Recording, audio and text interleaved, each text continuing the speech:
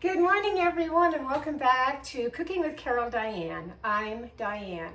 It is a gorgeous Colorado morning, and I'm going to make a treat this morning that people have asked me after they saw what I posted on Facebook on my page of what's called peach fritters.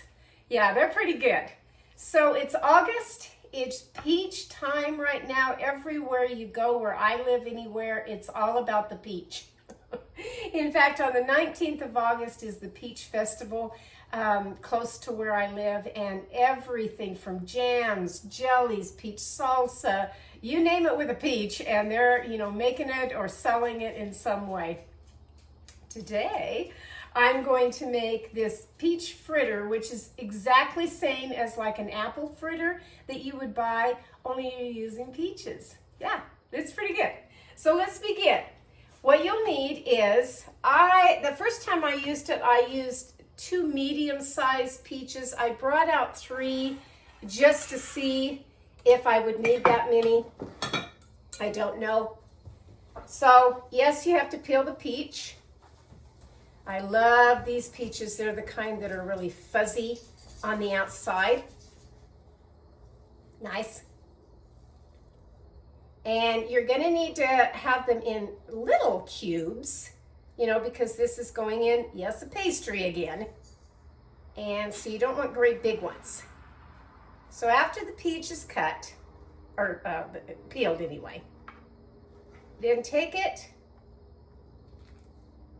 in 2 like that of a half. And then just kind of start cutting those and making little tiny pieces. Not very big. I use my serrated knife because it seems to cut it a little bit better. Here. And you're going to need 1 1/4 cup of peaches. Now, I have not done this recipe with canned peaches, only fresh peaches. So I really couldn't tell you on how many to use, 1 can or what, if it was canned. Like I said, it's fresh peach season, and that's why I'm using the peaches. Glad everybody liked my last video of tea time.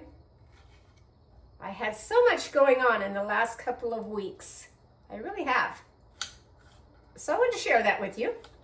Today, this morning, right at 8 o'clock, my carpenter guy showed up, and he's going to be busy out there building my chicken run so that I can let my chickens out and they have a lot more room. That'll be nice. Such a nice man he really is. And whatever I want done out there, that's what he's going to do. So that's great. When I get done with my video, I have to go feed my chickens. They get a treat every morning, and they will get scraps of peaches.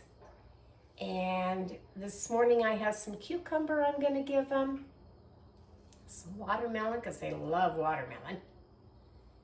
And I'm enjoying my chickens. I really am. This is a very juicy peach. Both of them are. Very, very juicy. And you kind of need that juice anyway. It helps it with the flavor. So again, just cut them up into pieces here. Yeah, 2 peaches. So again, these are kind of, I wouldn't say real large, but kind of medium to large peaches. And I'm just using 2 for the recipe. That's all you'll need. What better to start off your morning of a nice goodie using just 2 peaches? I mean, really. Better than store-bought, Yeah. Better than store-bought. These are very ripe on having them soft. They're not hard peaches. I went out last night and got a few more, another just kind of basket full of my peaches. My plums aren't quite ready just yet. They're going to take probably maybe even a couple more weeks, I don't know. All right, so there's the peaches as far as, let me get this out of the way a minute. Set that over someplace else. Okay. There we go. So in a bowl, you will need 1 cup of flour, just all-purpose flour. Put that in. Pardon me. Then you're going to need 1 teaspoon of salt. Oh, my teaspoon here, right here. I need to fill my salt shaker here. 1 teaspoon of salt. 2 tablespoons of sugar. Pour that in there. 1 teaspoon of baking powder.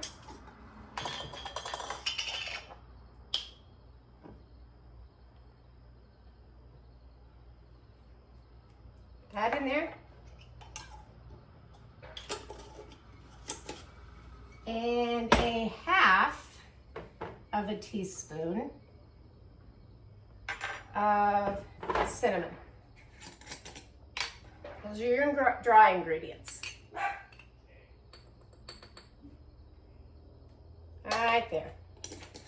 So 1 cup of flour, 1 teaspoon of salt, 2 tablespoons of sugar, and 1 teaspoon baking powder, and 1/2 teaspoon of cinnamon.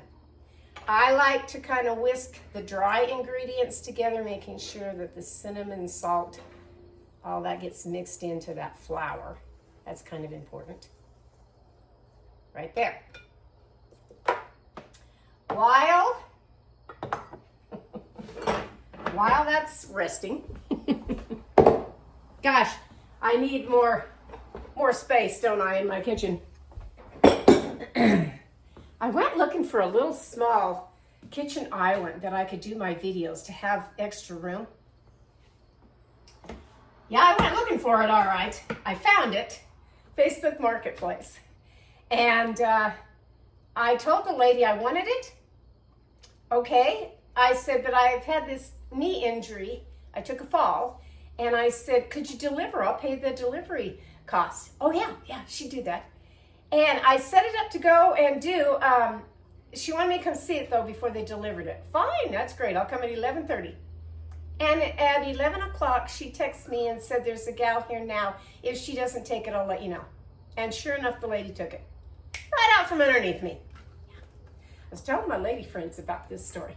They said, well, how rude. I said, how rude, huh? Yeah. Okay, so take any oil. This morning, I just have some canola oil. So my dogs are barking.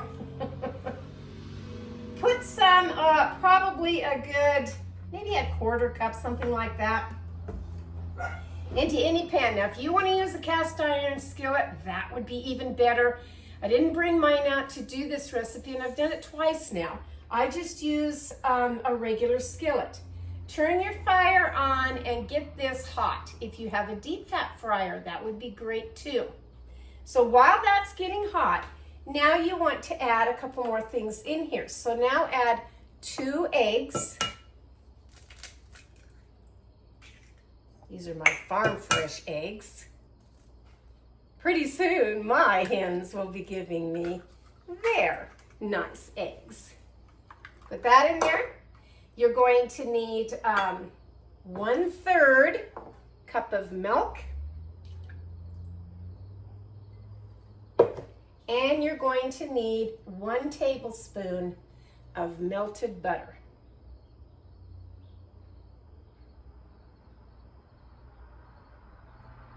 Now that's really all there is to this recipe. And your peaches. So I kind of like to get the mixture going before I put in my peaches, get those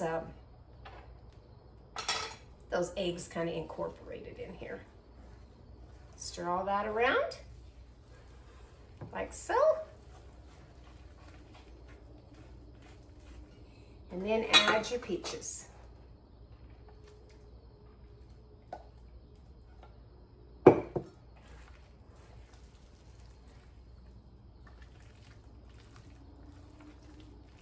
It smells so good. It really does. It's got the flavor of the peach smell, and it has. Now mine are a little larger than I've done on this particular one this morning of the peaches. The one I did at the very beginning, I did a lot smaller. A lot smaller. That's all right. However you want to do it. Remember, I've always told you, it's your kitchen. Cook the way you want to. And I truly believe that.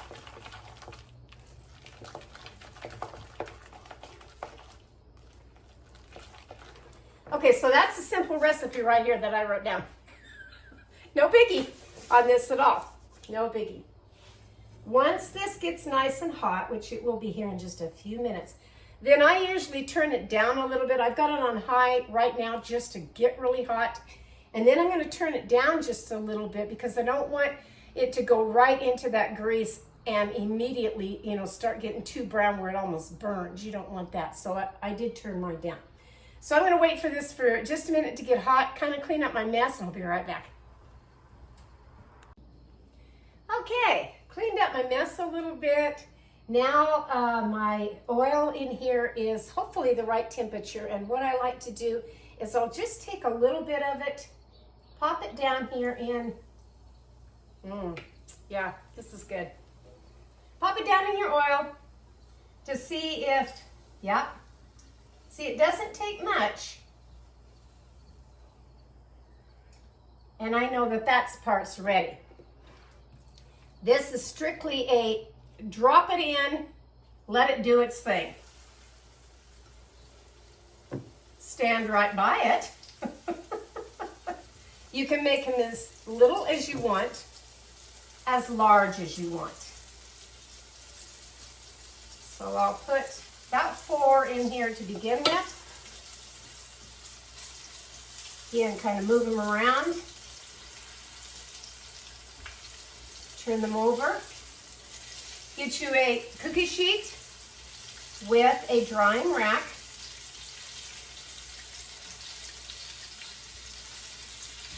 Because you need somewhere for that oil to go. If you don't have a drying rack, don't worry about it. Just get some paper towels on your cookie sheet and you'll be just fine. Now I kind of turn mine a couple of times. I just kind of make sure that they are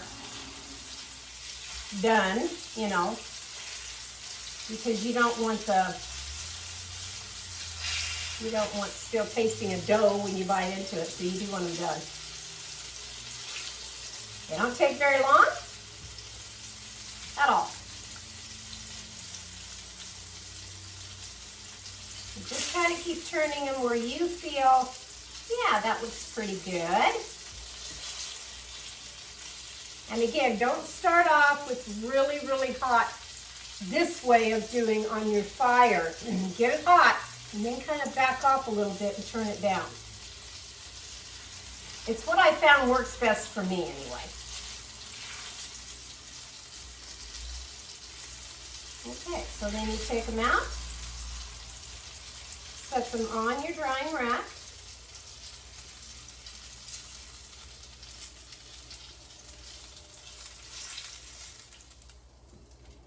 And go to your next batch. See how simple this is in the morning?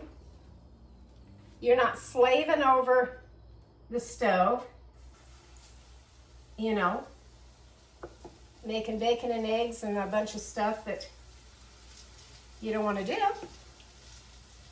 And yet you want something fun. This is a fun breakfast. Fun things. And because I like peaches, I do. So anything with peaches to me is great. Again, just kind of turn it. I'm using a real soft, very bendable, I don't even know what this is. Got it at Walmart. I don't know, that one that says CWC on it. I don't even know what that stands for now. I really don't. That's where I got it. And they're nice because they're softer than those Teflon coated spatulas and things. They bend well on projects like this. And that's what I'm using. And again, just turn it where you feel, you know, you like the color of it.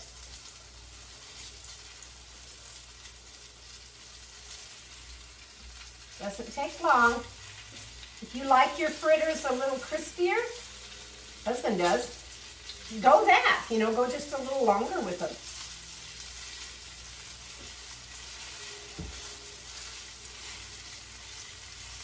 Then after you have them over here that you've got them cooling,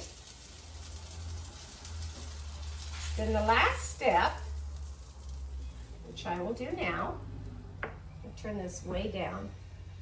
The last step is to take, they're over here on my other counter, and get a little whisk and a spoon. Just some powdered sugar. Okay. Some milk, and get you just kind of a glaze going, a thicker glaze, not a real runny one, just a thicker glaze, because you're going to drizzle that now on each one of your fritters.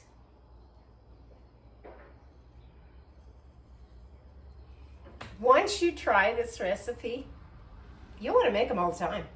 You will. So I don't know about apple in them because, like I said, I'm not using that for this recipe. I'm sure you can use little diced up apples and do the same thing. And there's your apple fritter.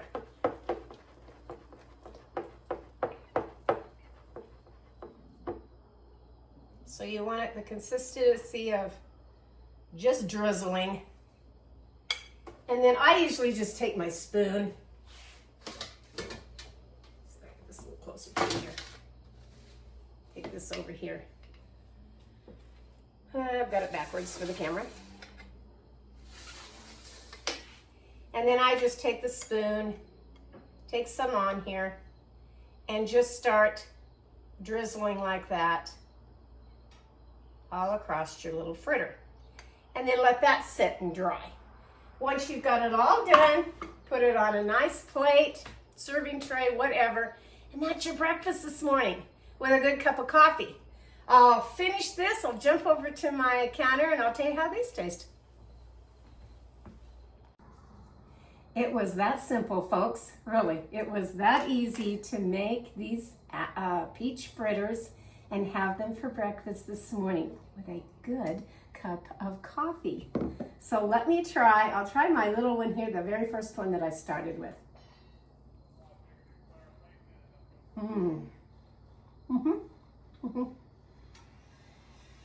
I think you're gonna like them.